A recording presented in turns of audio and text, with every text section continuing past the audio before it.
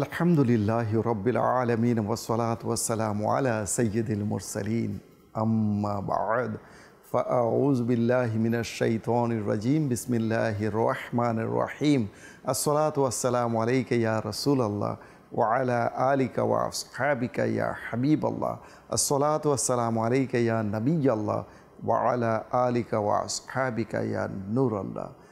দূরেও কাছে, দেশেও প্রবাসে যে যেখানে রয়েছেন সকলকে একরাশ প্রীতি ও শুভেচ্ছা জানিয়ে শুরু করছি অনুষ্ঠান কথা নিয়ে যত কথা।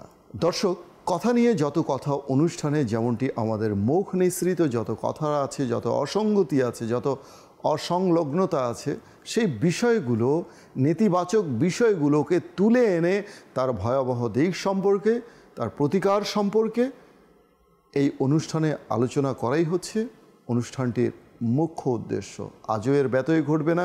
আজও নিয়েছি চমকপ্রদ বিষয়, কিন্তু কি সেই বিষয় সে সম্পর্কে আমরা জানবো। চলুন প্রথমে দরুদে পাকের ফজিলত সম্পর্কে জেনে নিই।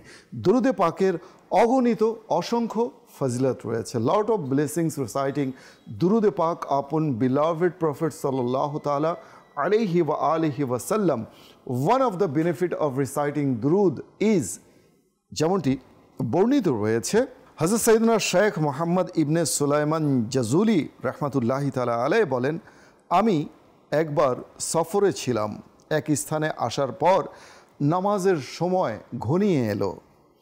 সেখানে একটি কূপ ছিল, কিন্তু বালতি আর রশি ছিল না।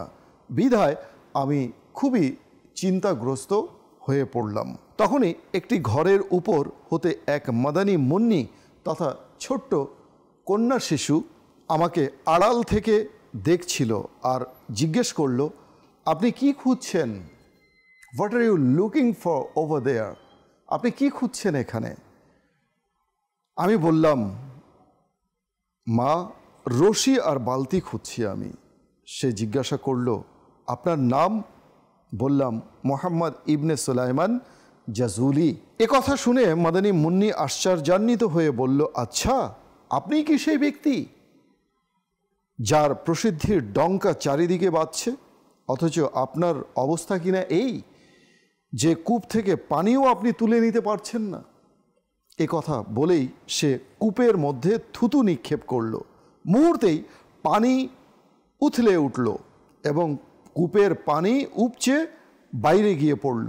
তিনি রহমাতুল্লাহি তাআলা আলাইহি অজু করার পর সেই অসাধারণ মাদানী মুন্নিকে বললেন, বেটি, তুমি সত্যি করে বলো তো, এই অসাধারণ ক্ষমতা তুমি কোথা থেকে পেলে? তদুত্তরে সেই মাদানী মুন্নি বলতে লাগলো, আমি দরুদ শরীফ পাঠ করে থাকি আর তার বদৌলতেই এই দয়া আমার উপর হয়েছে। তিনি রহমাতুল্লাহি তাআলা আলাইহি বলেন, সেই অসাধারণ মাদানী মুন্নির কথায় প্রভাবিত হয়ে আমি সেখানেই সংকল্প করলাম, দৃঢ় প্রতিজ্ঞাবদ্ধ হলাম যে আমি দরুদ শরীফের উপর একখানা কিতাব লিখব। অতঃপর তিনি রহমাতুল্লাহি তাআলা আলাইহি দরুদ শরীফের কিতাব রচনা করলেন, যা সর্বজন স্বীকৃত, সর্বজন গৃহীত।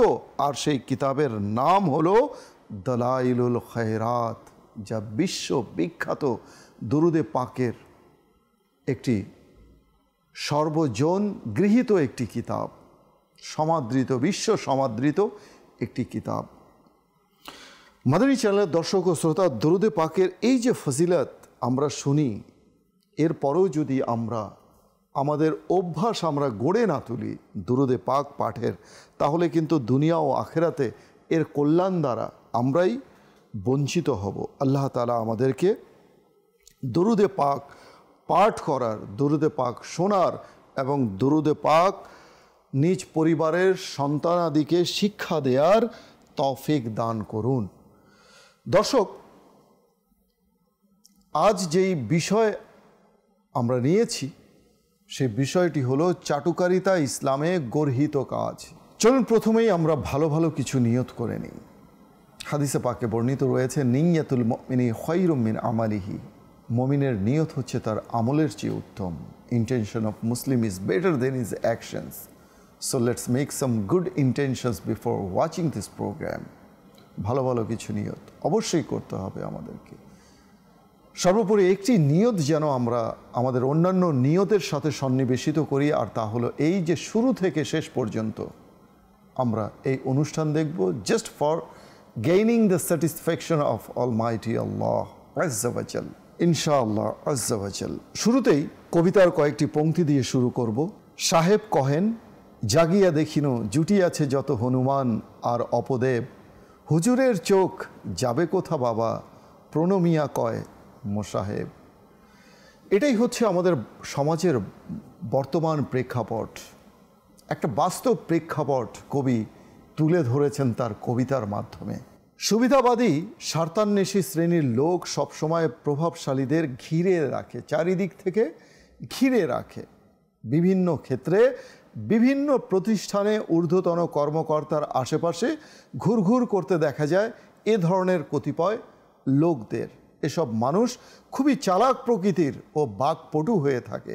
ঊর্ধ্বতন ব্যক্তিবর্গদের ভুয়া প্রশংসায়, অতিশয় প্রশংসা, চাটুকারিতা, তোষামদ খোসামদ করে তাদেরকে ভুল ভাল বুঝিয়ে সুযোগ পেলে তাদের সঙ্গে সেলফি তোলা এবং অতঃপর সেটাকে পুঁজি করে বিভিন্ন অপরাধ করাই হচ্ছে তাদের মুখ্য উদ্দেশ্য। সেটাকে কাজে লাগানো এবং নিজের স্বার্থ সিদ্ধি করা, যা আমরা বর্তমান সমাজে দেখে থাকি। পবিত্র কোরআনের সূরা বাকারায় আল্লাহ তাবারক ওয়া তাআলা ইরশাদ করেন, যাদের জাগতিক কথা আপনাকে চমৎকৃত করে আর তারা নিজের অন্তরস্থ সততা সম্বন্ধে আল্লাহকে সাক্ষী করে থাকে, কিন্তু বস্তুত এরা হচ্ছে কঠোর কলহপরায়ণ ব্যক্তি। মানুষ হিসেবে আমরা নিজেকে কিংবা অন্যকে তখনই মুত্তাকি মনে করি যখন অধিক প্রশংসায় আমরা ভাসতে থাকি। এটা একটা ধোঁকা, একটা প্রবঞ্চনা, আত্মপ্রবঞ্চনা। মানুষ যদি কেউ কখনো ধোঁকা দেয়, প্রবঞ্চনা করে, প্রতারণা করে, তখন কিন্তু সে মিষ্টি মিষ্টি কথায় আমাদেরকে ভুলিয়ে দেয়, আমাদের ভূয়সী প্রশংসা করে।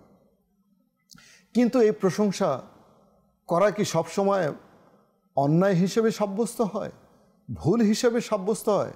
এ সম্পর্কে আমরা শুনব অনুষ্ঠানের শেষের আলোচনায়। প্রশংসার প্রণোদনায় প্রলুব্ধ হয়ে আমল আখলাক থেকে শুরু করে যাবতীয় কার্যক্রম পরিচালনা করি। নিজেকে বুজুর্গ হিসেবে, অধিক ভালো হিসেবে উপস্থাপন করতে আমরা কত কিছুই না করি অনায়াসে। এটা স্বীকার করতে কোনো দ্বিধা নেই, এটা আমরা করি অনেকেই, হয়তো অনেকেই করি না। যারা প্রকৃত অর্থেই ভালো মানুষ তারা হয়তো এই ধোঁকা, এই প্রবঞ্চনা থেকে তারা নিজেকে বাঁচাতে পারে, যারা আল্লাহওয়ালা ব্যক্তি। কিন্তু সাধারণ মানুষ তো মাঠে মারা যায় এই মিথ্যা প্রশংসা, অতিশয় প্রশংসা, আত্মপ্রবঞ্চনার মাধ্যমে। নিজের দুর্বলতা আড়াল করতে চেষ্টা করি, প্রশংসার প্রলোভনে প্রলুব্ধ হয়ে কৃত্রিমতার আশ্রয় গ্রহণ করি। এসব স্পষ্ট ধোঁকা ও আত্মপ্রবঞ্চনা। এখন প্রশ্ন হতে পারে যে আল্লাহর রসুলে মকবুল, মা আমিনার বাগানের সুবাসিত ফুল সাল্লাল্লাহু তাআলা আলাইহি ওয়া আলিহি ওয়াসাল্লাম সামনাসামনি প্রশংসা করতে নিষেধ করেছেন কেন? Why? What's the reason behind this? Let's listen. কারণ হচ্ছে এতে ব্যক্তির মনে যেন কোনোরূপ অহংকার জন্ম না নেয়, ব্যক্তি তথা মানুষটি যেন কোনো ফিতনায় নিপতিত না হয়। আল্লাহ নবী সাল্লাল্লাহু আলাইহি ওয়াসাল্লাম আরও ইরশাদ করেন, কারো সামনে তার প্রশংসা করা তার পিঠে ছুরি মারা বা তার গলা কেটে ফেলার সমতুল্য। কত বিশাল একটা কথা না? এই হাদিসে মুবারাকায় লুকিয়ে রয়েছে যে কারো সামনাসামনি প্রশংসা করা মানে তাকে তার পিঠে ছুরি মারা অথবা তার গলা কেটে ফেলা, এর সমতুল্য বলা হয়েছে এই হাদিসে পাকে। আর এমনটি বর্ণিত রয়েছে আদাবুল মুফরাদ কিতাবে। মাদানী চ্যানেলের দর্শক ও শ্রোতা, এই যে শুধু প্রশংসার জোয়ারে ভাসতে চাওয়া, কাজ না করেও কিংবা প্রশংসা পাবার লক্ষ্যে কোনো কাজ করা, এটা বিধর্মীদের একটি বৈশিষ্ট্য। সেটা কেমন? একবার বিধর্মীদের একটি দল আল্লাহর নবী সাল্লাল্লাহু আলাইহি ওয়াসাল্লামের কাছে এসে তার প্রশংসা পাওয়ার লক্ষ্যে বলল, হে মুহাম্মদ সাল্লাল্লাহু আলাইহি ওয়াসাল্লাম, আপনি যে দিন নিয়ে এসেছেন আমরা সেই দিন গ্রহণ করতে প্রস্তুত আপনার আনুগত্য করতেও। অথচ বাস্তবতা হলো তারা মোটেও আল্লাহর নবী সাল্লাল্লাহু আলাইহি ওয়াসাল্লামের আনিত দিন মানতে বা গ্রহণ করতে বিন্দু মাত্র তারা প্রস্তুত ছিল না।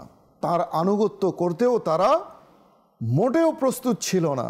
দ্বিতীয়ত, তারা বিশ্বের বিভিন্ন জায়গায় ছড়িয়ে ছিটিয়ে থাকা স্বজাতিদের চিঠি প্রেরণ করে করে আল্লাহর রসুলের উপর ঈমান আনতে বারণ করতে লাগলো।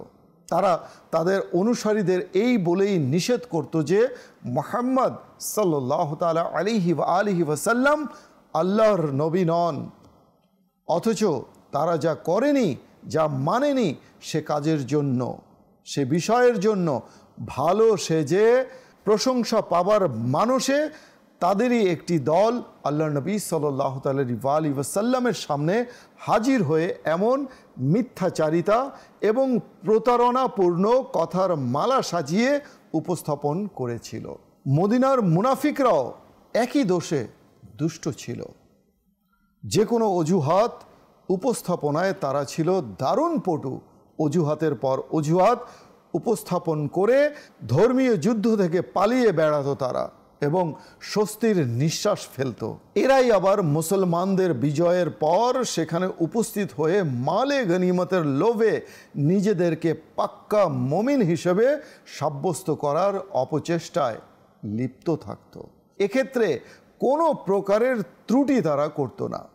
তারা চাইতো আল্লাহর নবী এবং সাহাবায়ে কেরাম তাদেরকেও মুমিন হিসাবে গণ্য করুক, তাদেরকেও একটু প্রশংসা করুক, একটু তোষামত করুক। যেমনটি বর্তমান সমাজে আমরা অনেকেই আশা করি, আমরাও কামনা করি যে কেউ তো আমার প্রশংসা করুক, একটু তো প্রশংসা করুক, আমার একটু ব্যক্তিত্ব, আমার যে পার্সোনালিটি রয়েছে এটা একটু হাইলাইট হোক, মানুষের সামনে একটু তুলে ধরার যেন চেষ্টা করতে পারি, একটু যোগান, একটু ব্যাকআপ দেয়ার কেউ তো হোক, কেউ একটু প্রশংসা তো করুক। এই প্রত্যাশায় অনেকেই আমরা বিভোর থাকি। আর এতে করেই তিলে তিলে নিজের আত্মসম্মান, ঈমান, আমল, ব্যক্তিত্বকে আমরা বিলীন করে দিচ্ছি। যে একটু তোষামত করে, চাটুকারিতা করে, অন্যকে বঞ্চিত করে, তাকে কাছে টেনে নেই, আপন করে নেই, তাকে যেভাবে যতটুকু সম্ভব সুযোগ সুবিধা দেওয়ার প্রয়োজন তার চেয়ে বেশি তাকে দিয়ে থাকি। কাজেই প্রশংসা শুনতে সবারই ভালো লাগে, কম বেশি সবারই ভালো লাগে, প্রশংসাকারীকে ভালো লাগে, খুব প্রিয় মনে হয়, নিয়মিত নামাজ রোজা করেন দিন। দর্শক, এই যখন অবস্থা বর্তমান প্রেক্ষাপটের, তখন কিভাবে আমরা আমাদের জান, মাল, ঈমানকে আমরা হেফাজত করব, নিজের পরিবার বর্গকে আমরা হেফাজত করব। পরিবারের যে মুখ্য উপার্জনকারী, যে পরিবারের কর্তা, সেই হচ্ছে পরিবারের চালিকা শক্তি। আর সেই চালিকা শক্তি যখন বিপথগামী হয়ে যায়, কিভাবে? অহংকারের মাধ্যমে, ভুল দিক নির্দেশনার মাধ্যমে। কারণ তাকে ভুল দিক নির্দেশনা দেওয়া হয়েছে কিসের মাধ্যমে? চাটুকারিতার মাধ্যমে, তোষামদের মাধ্যমে, খোসামদের মাধ্যমে। অনেক সময় আমরা তুচ্ছ তাচ্ছিল্য করে বলি তেলবাজি। আর এই সমাজে তেলবাজির তেলের কোনো অভাব নেই। এর প্রয়োজনে যদি মূল্যবান অলিভ অয়েল তেলও আমাদেরকে ব্যবহার করতে হয়, আমার মনে হয় সে কারণে কোনো প্রশংসাকারী, ভুয়া প্রশংসাকারী পিছু পা হবে না। সে অধিক মূল্য দিয়ে তেল নিয়ে এসে তেলবাজি করতে পিছু পা হয় না। আর এরা হচ্ছে অনেক ধূর্ত ব্যক্তি, অনেক চালু ব্যক্তি, চালাক, বুদ্ধিমান বলা যাবে না এদেরকে, ধূর্ত বলতে হবে। চালাক ব্যক্তি, নিজের স্বার্থ এরা এভাবেই বিভিন্ন বিভাগে, বিভিন্ন সেক্টরে হোক, সেটা কোনো দোকানে কিংবা শিক্ষা প্রতিষ্ঠানে বা কোনো কর্মক্ষেত্রে বা কোনো অফিসে, আদালতে, যেখানেই হোক, এমন লোকের অভাব নেই বর্তমান যুগে, যারা তার ঊর্ধ্বতন কর্মকর্তাকে সব সময় তোষামদ, খোসামদ, অতিশয় প্রশংসা করে, অন্য মানুষের তারা নিন্দা করে তাদেরকে শত্রু হিসেবে সাব্যস্ত করতে চায়, নিজের স্বার্থ শুধুমাত্র সিদ্ধি করার লক্ষ্যে। এক্ষেত্রে আমরা যারা প্রশংসিত ব্যক্তি, যাদের প্রশংসা করা হয়, তাদেরকে সাবধান হতে হবে। এই ধরনের চাটুকার ব্যক্তিদেরকে নিরসন করতে, তাদেরকে রোধ করতে, তাদের আত্মশুদ্ধির জন্য, তাদের সংশোধনের জন্য আমাদেরকে সচেষ্ট হতে হবে। আর এই যে প্রশংসা, এটা তো সবাই আমরা চাই, তবে কি সামনাসামনি প্রশংসা সবসময় অগ্রহণীয়? না, বিষয়টি তা নয়। যদিও কারো প্রশংসায় কোনো ব্যক্তির ভেতর ইতিবাচক কিছু থাকে, তাহলে তা করা যায়। অর্থাৎ যে প্রশংসা করছে তার উদ্দেশ্য যেন হয় ইতিবাচক, আর যিনি প্রশংসিত হচ্ছেন তারও চিন্তাধারা যেন এমন থাকে যে আমাকে প্রশংসা করছে আমি যেন অনুরূপ হতে পারি। কাজেই তাৎক্ষণিকভাবে এমন কিছু উত্তর তাকে দেয়া, এটা হবে বুদ্ধিমানের কাজ, যে তুমি আমাকে যা প্রশংসা করছো তা আমি কিন্তু নই। তবে আমি এটা দোয়া করব যে আল্লাহ তাআলা তোমার মুখের কথা যেন কবুল করেন এবং আমাকে অনুরূপ যেন বানিয়ে দেন। এটা বলা যেতেই পারে। যেমন ধরুন, আপনি কোনো একজনের এমন কিছু প্রশংসা করলেন যে প্রশংসায় সে নামাজের মাঝে আরও বেশি মনোযোগী হয়। আপনি কাউকে নামাজি বললেন, এখন সেই নামাজি ব্যক্তি যার প্রশংসা করা হলো, তার উচিত সে যেন নামাজের ক্ষেত্রে আরও বেশি খুশু ও খুজু নিয়ে আসে, আরও বেশি নামাজের মাত্রাকে সে বাড়িয়ে দেয় আল্লাহ তাআলার সন্তুষ্টি অর্জনের নিমিত্তে। এই জন্যে নয় যে মানুষ তার প্রশংসা করবে, বরং সে যেন গোপনে নির্জনে নিভৃতে সে আল্লাহ তাআলার ইবাদত করে লোকচক্ষুর অন্তরালে সে আল্লাহ তাআলার খুশনুদি, আল্লাহ তাআলার সন্তুষ্টি সে যেন অর্জন করতে পারে। এই মানুষে নিয়মিত নামাজ আদায়কারী যেন হতে পারে, আল্লাহর পথে দিনের প্রচার ও প্রসার প্রতিষ্ঠার কাজে আরও অধিক সক্রিয় ও মনোযোগী হতে পারে, বেহুদা কাজ ও পথে সময়কে নষ্ট না করে দিনের পথে আত্মগঠন মানোন্নয়নে সময় ব্যয় করতে পারে। এই যদি হয় প্রশংসার লক্ষ্য ও ফলাফল, তাহলে সেই প্রশংসা করা যাবে বলে মনে করেন ইমাম গজ্জালি রহমতুল্লাহি তাআলা আলাইহি। তবে তিনি প্রশংসার আকাঙ্ক্ষাকে জুলুমের অন্তর্ভুক্ত বলেছেন। প্রশংসার আকাঙ্ক্ষা যারা করে, প্রত্যাশা যারা করে যে আমাকে প্রশংসা করা হোক, আমার প্রশংসা করা হোক, আমাকে তোষামত খোসামত অতিশয় ভুয়া প্রশংসা করা হোক, এই ধরনের ব্যক্তিকে, এই ধরনের আকাঙ্ক্ষা যারা করে সেই আকাঙ্ক্ষাকে জুলুমের অন্তর্ভুক্ত বলেছেন। এটা হচ্ছে নিজের উপরে জুলুম করা, নিজের উপরে অত্যাচার করার শামিল। আর এ ধরনের মানুষের প্রশংসা করতে নিষেধ করা হয়েছে ফয়জুল কাদির কিতাবের মধ্যে। ইমাম নববী রাদিয়াল্লাহু তাআলা আনহু ফিতনার আশঙ্কা না থাকলে সামনাসামনি যে কারো প্রশংসা করা যেতে পারে বলে অভিমত ব্যক্ত করেছেন। দিন শেষে একটি কথাই বলবো মাদানী চ্যানেলের দর্শক ও শ্রোতা, বর্তমান ফিতনা ফ্যাসাদের যুগে যেভাবে মানুষ গুনাহের অতল গহ্বরে মানুষ নিমজ্জিত হচ্ছে, ফিতনা ফ্যাসাদের চোরাবালিতে মানুষ তলিয়ে যাচ্ছে, ঠিক এমন এক বিপদ সংকুল সময়ে আমাদের উচিত আল্লাহ তাবারাক ওয়া তাআলার কাছে দোয়া করা। এমন অতিশয় প্রশংসা যারা করে, অতিশয় তারিফ যারা করে, ভুয়া প্রশংসা যারা করে, খুশামত তোষামত যারা করে, তাদের থেকে নিজেকে বেঁচে থাকার এবং অপরকে বেঁচে থাকার জন্য দোয়াও করা উচিত যে হে আল্লাহ, আমাকে এ ধরনের গর্হিত গুনাহ থেকে, কাজ থেকে আমাকে রক্ষা করো, এবং যারা এই ধরনের কাজ করে থাকে তাদেরকেও তুমি হেফাজত করো। এটা একটা উত্তম দোয়া। দোয়া তো করা যেতেই পারে, আর আল্লাহ তাআলা দোয়া করার জন্য আমাদেরকে কোরআনুল কারীমের মধ্যে নির্দেশ দিয়েছেন যে তোমরা দোয়া করো, দোয়া কবুল করা হবে। আল্লাহ তাআলা আমাদেরকে বোঝার তৌফিক দান করুন। দর্শক, এ কথা ভুলে গেলে চলবে না যে দোয়া হচ্ছে মুমিনের হাতিয়ার। সাপ্লিকেশন is the weapon of believers, so we have to use this all Times. এটাকে আমরা প্রয়োগ করতেই পারি, দোয়া করতেই পারি। দোয়া করার ক্ষেত্রে আমাদেরকে কার্পণ্য করা মোটেই উচিত নয় এবং তা বুদ্ধিমানের কাজ নয়। আল্লাহ তাআলা আমাদেরকে বোঝার তৌফিক দান করুন। দর্শক, আলোচনা করতে করতে অনুষ্ঠানের একদম শেষ পর্যায়ে চলে এসেছি। সকলের সুস্বাস্থ্য কামনা করে বিদায় নিচ্ছি। পরবর্তী অনুষ্ঠান দেখার জন্য, পরবর্তী আলোচনা শোনার জন্য, সে পর্যন্ত সবাই নিরাপদে থাকুন, সুস্থ থাকুন, দেখতে থাকুন মাদানী চ্যানেল বাংলা। সাল্লু আলাল হাবিব সাল্লাল্লাহু তাআলা আলা মুহাম্মদ সাল্লাল্লাহু আলাইহি ওয়া আলিহি ওয়াসাল্লাম।